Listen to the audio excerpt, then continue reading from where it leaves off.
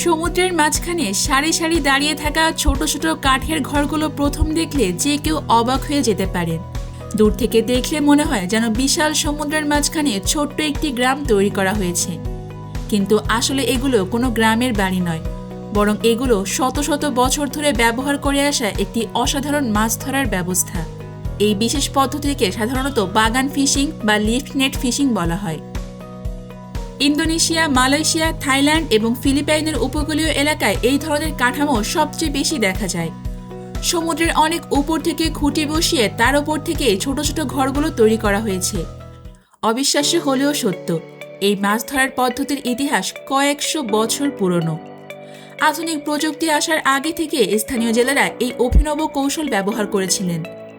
সবচেয়ে অবাক করার বিষয় হলো তারা একটি ঘর থেকে আরেকটি ঘরে যাওয়ার জন্য দড়ির ওপর দিয়ে হেঁটে যান। আমাদের কাছে এই কাজটি খুব কঠিন মনে হলেও তারা এতটাই অভিজ্ঞ যে ঘন্টার পর ঘন্টা দড়ির ওপর দিয়ে সহজে হেঁটে যেতে পারেন। আরও আশ্চর্যের বিষয় হলো এই ছোট ছোট ঘরগুলোতে জেলেরা দিনের পর দিন বসবাস করেন। ছোট্ট সেই ঘরগুলোর ভেতরে রান্নার ব্যবস্থা, বিশ্রাম নেওয়ার জায়গা এবং প্রয়োজনীয় সব সরঞ্জাম থাকে। কখনো কখনো একজন জেলে টানা কয়েক সপ্তাহ পর্যন্ত সমুদ্রের মাঝখানে থেকে শুধু মাছ ধরার কাজ করেন। তাই কাঠামোগুলো তৈরি করা মোটেও সহজ নয়। প্রথমে সমুদ্রের তলদেশে শক্ত কাঠের খুঁটি অনেক গভীর পর্যন্ত পুঁতে দেওয়া হয়। এরপর বাঁশ ও কাঠ দিয়ে এই ঘরগুলো তৈরি করা হয়। প্রবল ঢেউ, জ্বর এবং ঝড়ের মধ্যেও যাতে এগুলো টিকে থাকতে পারে, সেজন্য এগুলো বিশেষ পদ্ধতিতে বানানো হয়। অনেক এলাকায় একই পরিবারের মানুষ প্রজন্মের পর প্রজন্ম ধরে এই পেশার সঙ্গেই জড়িত।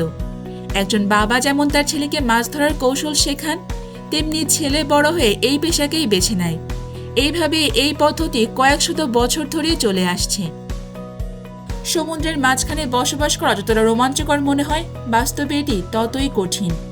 প্রচণ্ড ঝড়, বজ্রপাত, বিশাল ঢেউ এবং অনিশ্চিত আবহাওয়ার সঙ্গে জেলেদের প্রতিনিয়ত লড়াই করতে হয়।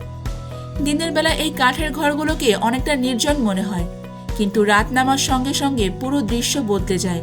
কারণ রাতের অন্ধকারেই শুরু হয় আসল কাজ। প্রতিটি ঘরে শক্তিশালী বাতি জ্বালানো হয়। এই আলো সমুদ্রের গভীরে থাকা ছোট মাছ এবং বিভিন্ন সামুদ্রিক প্রাণীকে আকর্ষণ করে। আলো দেখে মাছগুলো ধীরে ধীরে ঘরের নিচের অংশে জড়ো হতে শুরু করে। যখন পর্যাপ্ত পরিমাণ মাছ এক জায়গায় জমা হয়, তখন জেলেরা নিচে থাকা বিশাল জালটি ধীরে ধীরে ওপরে তুলে আনেন। মাত্র কয়েক মিনিটের মধ্যে শত শত মাছ সে জালের মধ্যে আটকা পড়ে যায়। এই পদ্ধতিতে একেবারে খুব বেশি মাছ ধরা সম্ভব না হলেও দিনের পর দিন একই কাজ বারবার করার কারণে শেষ পর্যন্ত অনেক মাছ ধরা হয়। একটি বড় বাগান প্ল্যাটফর্ম থেকে প্রতিদিন কয়েকশো কেজি পর্যন্ত মাছ ধরা সম্ভব।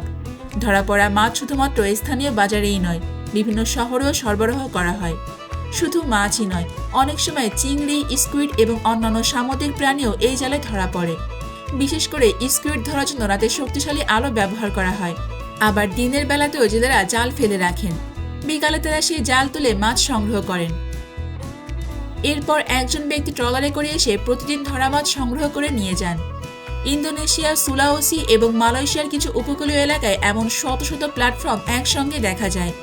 দূর থেকে দেখলে মনে হয় যেন সমুদ্রের উপর একটি পুরো গ্রামই গড়ে উঠেছে। অনেকের কাছে এটি শুধু মাছ ধরার একটি পদ্ধতি, কিন্তু যারা এই পেশার সঙ্গে জড়িত তাদের কাছে এটি শুধুমাত্র একটি পেশা নয়, বরং তাদের জীবন, সংগ্রাম এবং বেঁচে থাকার লড়াই। সাধারণত এই পদ্ধতি তারাই ব্যবহার করেন যাদের বড় ট্রলার বা বড় নৌকা কেনার সামর্থ্য নেই। আর তাই সমুদ্রের মাঝখানে সারি সারি দাঁড়িয়ে থাকা এই অদ্ভুত কাঠের ঘরগুলো যতই রহস্যময় মনে হোক না কেন, এর পেছনে রয়েছে এক বিস্ময়কর গল্প। শতাব্দীর পর শতাব্দী ধরে টিকে থাকা এই পদ্ধতি আজও প্রমাণ করে আধুনিক প্রযুক্তি ছাড়াও মানুষের অভিজ্ঞতা, দক্ষতা এবং সৃজনশীলতা কতটা অসাধারণ হতে পারে।